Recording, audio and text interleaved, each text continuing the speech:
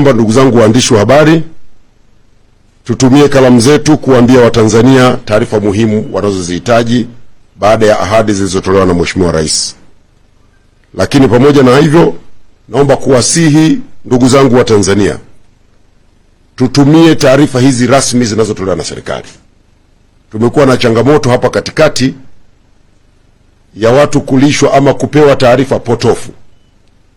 Kwa hiyo kama ilivyo kawaida yetu, tutakuwa na mfululizo wa mikutano na waandishi wa habari, tutakuwa na viongozi wanaokwenda kwenye vyombo vya habari kwa ajili ya kuzungumza na wananchi, na hizo ndizo taarifa rasmi za serikali.